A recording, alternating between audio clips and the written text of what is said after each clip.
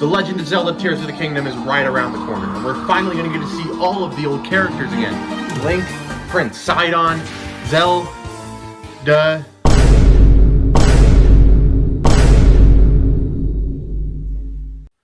No! The Legend of Zelda Tears of the Kingdom final trailer has been released, and the hype around it is rising as the countless theories are created. And if we take a look at this scene, we can tell that there's going to be some premium tentacle content when this releases. Be sure to subscribe for the next video where we analyze the next 3 frames of the trailer. With how dry Nintendo releases are in 2023, nothing could be more exciting than a Zelda game. Which also means nothing could be more concerning. This game has to deliver, and with rumors of the Switch's successor releasing in 2024, there won't be many new games for the Switch this year. This is the Switch's last chance to go out with a bang. Normally, we wouldn't have that much to be concerned about beyond the usual slight concerns about the new mechanics not being great. Like, time reverse looks really situational, and the Ultra Hand looks like it could be really cumbersome and won't be super useful. Or that Zelda's perfect personality won't be in the game very much. But we have general faith in Nintendo to make good game design decisions. But this time, there's one major concern that I don't see an easy path to fix. The world map from Breath of the Wild will be reused in Tears of the Kingdom. Breath of the Wild and many other open world games live off of their world. A completely unknown place that, unlike in real life, can't result in real world consequences for exploring.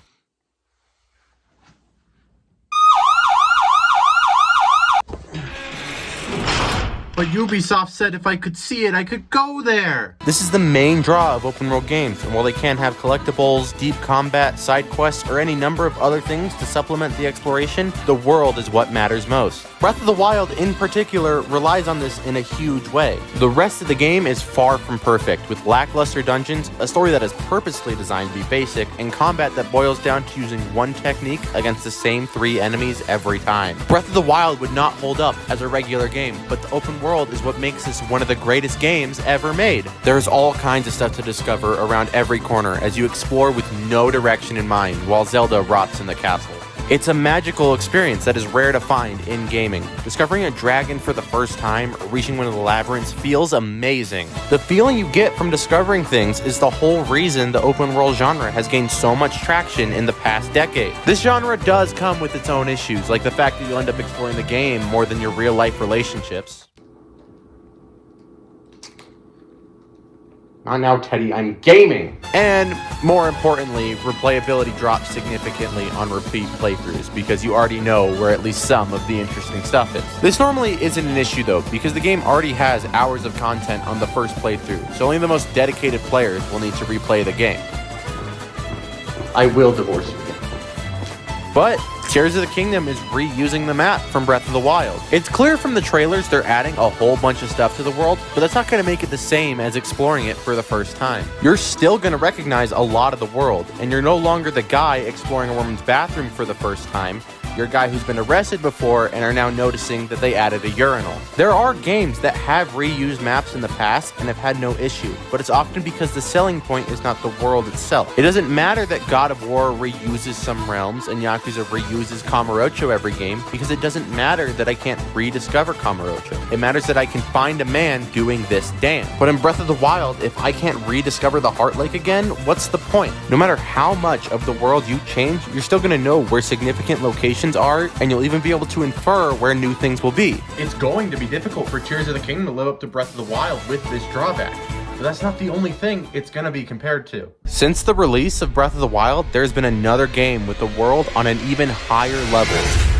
Elden Ring was released last year, and it completely changed the standard for what a good open world is. This is the greatest open world ever made. In fact, I've heard it criticized for having too much to do, which is the best criticism you can have as an open world game. It's like being criticized for having breasts that are too large. This open world is densely packed with interesting things to find around every corner. It becomes like a vandalized women's bathroom with all kinds of things to find and messages on the walls. And even manages to avoid a lot of the flaws of Breath of the Wild with much more varied combat and enemy variety, and a more interesting story to discover, but you do have to seek it out because the story is hidden in item description. The game isn't without flaws, but it manages to accomplish everything Breath of the Wild wanted to and more. And while Nintendo obviously didn't take direct inspiration from Elden Ring, it's likely that they had similar design philosophies going into the project. We can already see them expanding the combat by adding new enemy types and making it possible to tie milk to an arrow, but I don't think there's a chance that a reused map will be able to beat Elden Ring's map. The map may reach the same level of density and variety of Elden Ring, and first-time players may even have an Elden Ring level world for them. But for the 30 million people who have already played Breath of the Wild, it can't be like that. The game is fighting an even more uphill battle than it was when it was just being compared to Breath of the Wild. And while you could argue the game doesn't deserve to be compared to Elden Ring, no matter what, this game is going to be pitted directly against it. And the map being the same is going to make it incredibly difficult to live up to a vandalized bathroom. All of this concern, of course, comes from a place of pure hype. I mentioned earlier, I have a lot of faith in Nintendo to make good game design decisions. And I do think they'll find a way to solve it, especially for a $70 game that was likely in development from the moment DLC ended for Breath of the Wild. The game is clearly much more story focused, so maybe the focus will be much more on that, and it'll be so good that it won't matter that the gameplay is a little lackluster. And there seem to be some dungeon-like areas in the trailer that could be great, and they could be the main focus of the game. But it's difficult for me to see a world where the open world aspect is as great as Breath of the Wild, let alone Elden Ring. I still can't wait for this game to come out, and I hope all my concerns are addressed within the game. We still know so little about the game, despite the trailers and gameplay showcases, so all I really have to go off of is speculation. I could walk into this woman's bathroom and be delighted with the unique flushing mechanisms, or I could flush the toilet and be clipped right through the floor and have my Switch brick. So I'll await, with bated breath, the release of Tears of the Kingdom.